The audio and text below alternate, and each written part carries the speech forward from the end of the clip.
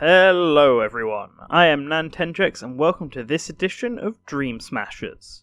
Well, kind of. Honestly, movesets aren't the focus of today's video, as I wanted to address something about how characters are designed in Super Smash Bros. To do this, I'm going to be using a fan favourite character and all-star, Dixie Kong. Dixie Kong was created by Nintendo's then partners, Rare, as Diddy Kong's partner and girlfriend in the critically acclaimed Donkey Kong Country 2. And she soon afterwards became the star of her own game in Donkey Kong Country 3. She skipped out on Donkey Kong 64, but ever since Rare stepped away from Nintendo in 2002, Dixie Kong has always had a secure place as the third Kong after DK and Diddy. Many fans would love to see her make it into Smash, and she almost did in Brawl as part of a gimmick with Diddy Kong, but this got scrapped in development and only Diddy remained. Despite planning her for Brawl, Sakurai did not choose to add her into Smash 4, and we have to consider why that is.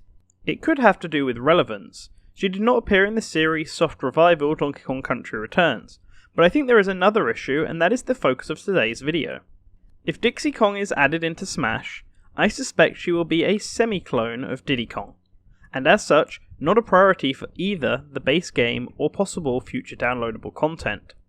She would only be a bonus inclusion at the end. Now, before you downvote this channel into the YouTube abyss, allow me to explain myself. Now, I can't talk for Sakurai or anyone at Bandai Namco, but despite Dixie being one of my very first ideas for Dream Smashers, I found actually writing her article to be incredibly boring. There was nothing about her that was compelling for me as a Smash fighter, and I was kind of surprised. Dixie is even my favourite one of the Kongs. I even tried forcing Kiddy Kong onto her so she would stand out more, but in the end I scrapped it and went for DK Jr., who was far more interesting. This wasn't because I was struggling to make a moveset for her.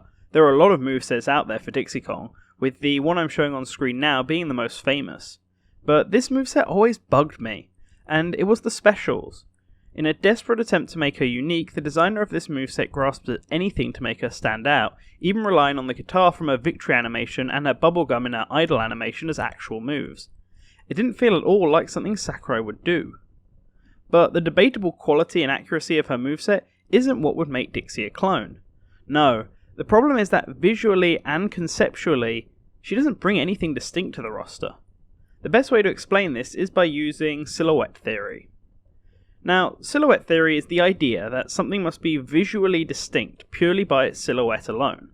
Sakurai talked about this during his GDC presentation in 2008 for Brawl, where emphasis is put on the character's silhouette standing out due to the nature of the game having a side-on view. As a platform fighter that can go up to 8 players, the camera always needs to ensure that everyone is on screen at all times and that each player can tell who and where they are. So each character needs to be distinct from one another. If you are playing as Link, you won't mistake whoever is playing as Mario for you. However, you might be asking, what if two characters are playing the same character? Or what about Pit and Dark Pit? They look the same. This is true, but what connects all these together are that they also play the same. Characters playing as Link will have expectations of what his moves do. If they press the special button, they expect an arrow to be fired. This expectation plays into the player recognizing their character even from a distance, and so they won't get confused. Let's look at the roster for Smash 4 as proof. If you look at every character, they are almost all distinct from each other in terms of look, size, and shape. There are some exceptions to this, like Mario, Dr. Mario, Luigi, Pit and Dark Pit, Martha, Lucina and Roy, Ness and Lucas, and Fox and Falco. But what do all these groups of characters have in common? They are all either clones or semi-clones of each other. They all play roughly the same, with the semi-clones like Falco and Luigi having mostly moves that are similar in style or function to their origin character. This is done this way because even if you got Mario and Luigi mixed up from a distance, you can reasonably know the moves they can make. While there are some exceptions to this rule, specifically either of the younger Links, Ganondorf in Brawl, and Jigglypuff, there is always a reason for this break in the mould. These three are the exception and not the rule, and it's because of their cause. The Links are younger and thus smaller.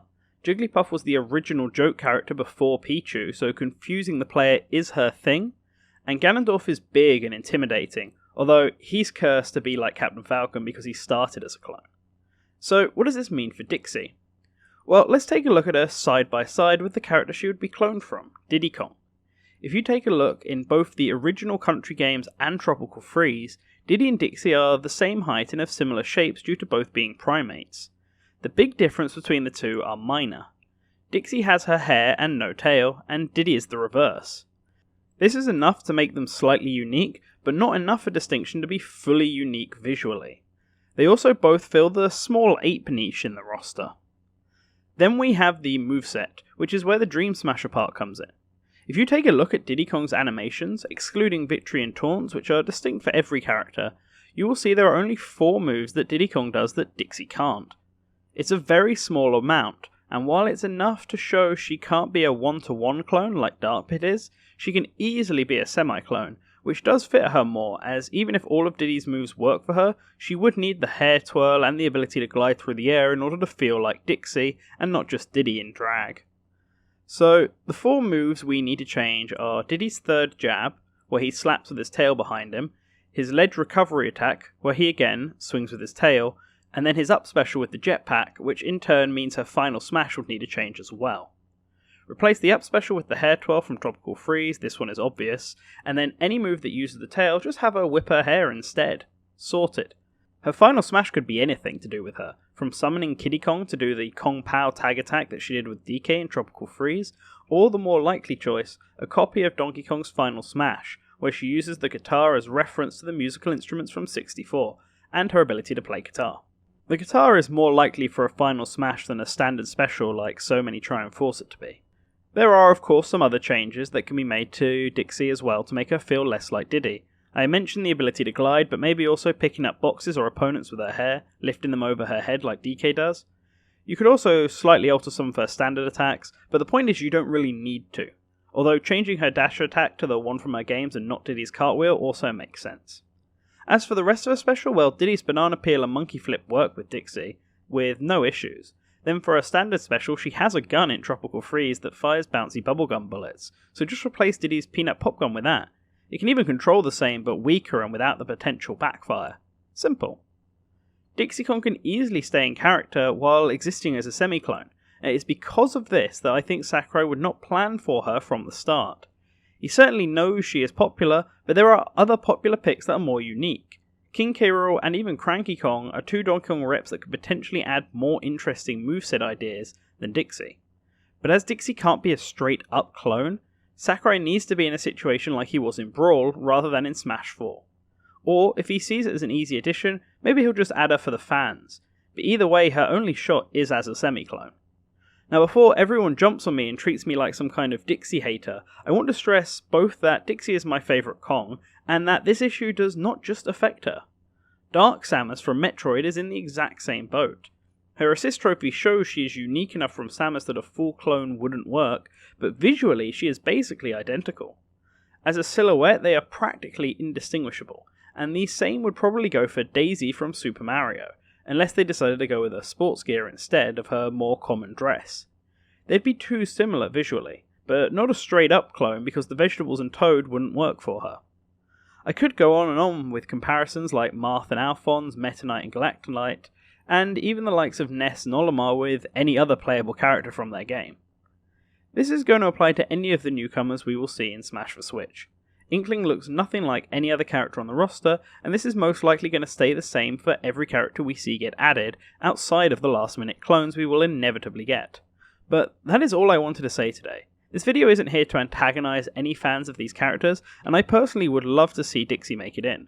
But I don't think she's as much of a shoo-in as people are thinking, and that her making it in doesn't ensure she'll be a drastically unique fighter. So, if you did like this video and don't want to kill me, I would appreciate it if you gave us a like and subscribed if you hadn't already, and hit that bell icon to stay up to date with all of our videos. And let me know in the comments what your thoughts are. Do you share the same opinion, or do you think I'm just completely wrong? I want to thank all of our patrons who you can see on the left here, in particular our super patron, the Duke of Dorks. A link to his channel can be found on the video and down below. And with that, E3 is really close, so I hope you remember to always return to the source.